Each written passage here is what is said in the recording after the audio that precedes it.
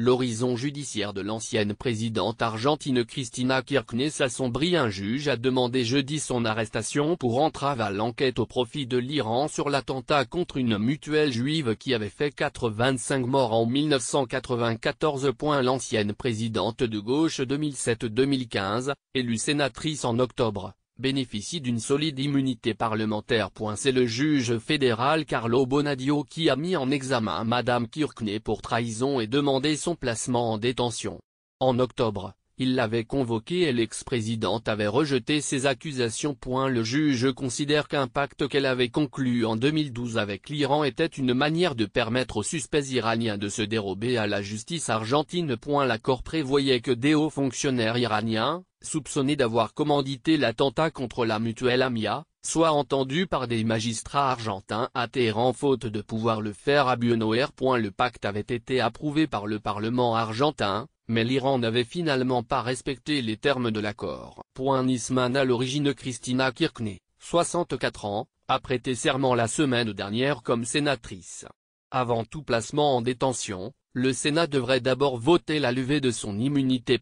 Il semble toutefois peu probable que le Sénat puisse rallier les 2/3 des voix pour lever cette immunité. À partir du 10 décembre, la coalition gouvernementale disposera de 25 sièges sur 72 au Sénat, alors que le mouvement péroniste auquel appartient Madame Kirchner en comptera 32, mais seulement une dizaine répondant directement aux ordres de Madame Kirchner. Mais la veille de présenter son accusation contre Madame Kirchner au Parlement, il avait été retrouvé mort dans son appartement de Buenos Aires.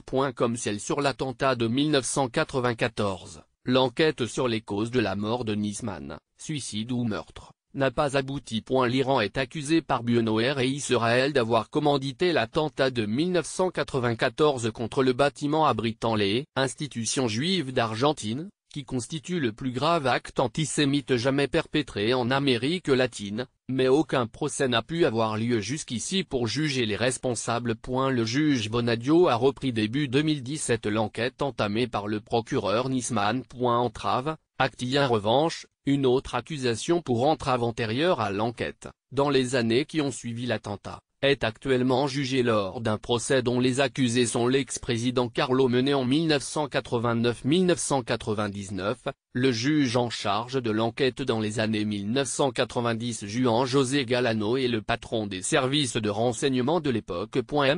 Mené condamné à 7 ans de prison dans une affaire de vente d'armes pendant son mandat 1989-1999, continue de vivre en liberté en Argentine grâce à son immunité de sénateur. À 87 ans, il a été réélu en octobre et vient d'entamer un nouveau mandat de 4 ans. Cristina Kirchner, qui avait quitté le pouvoir fin 2015 après 2 mandats de 4 ans, a fait en 2017 son retour en politique en décrochant en octobre un siège de sénatrice. Elle pèse encore entre 20 et 30% des voix au niveau national, selon les estimations. La justice a également ordonné jeudi l'arrestation de l'ex-ministre argentin des Affaires étrangères Héctor Timerman et de plusieurs autres hauts responsables. Mis en examen dans d'autres affaires de corruption, Cristina Kirchner clame son innocence et dénonce une persécution politique de la part de la justice, qu'elle estime aux ordres du gouvernement de centre-droit de Mauricio Macri, qui lui a succédé. C'est un grand scandale judiciaire. L'objectif est de faire peur aux dirigeants de l'opposition au Parlement. Ils veulent un Parlement soumis, avait dit Madame Kirchner après sa convocation par le juge Bonadio. De son côté, le gouvernement du président Macri nie exercer toute ingérence sur la justice. Jeudi, le plus proche conseiller des présidents Nestor et Cristina Kirchner, Carlo Zanini, a été placé en détention préventive dans la même affaire. 07/12/2017 155 712, Buenos Aires AFP-droit d'auteur 2017 AFP.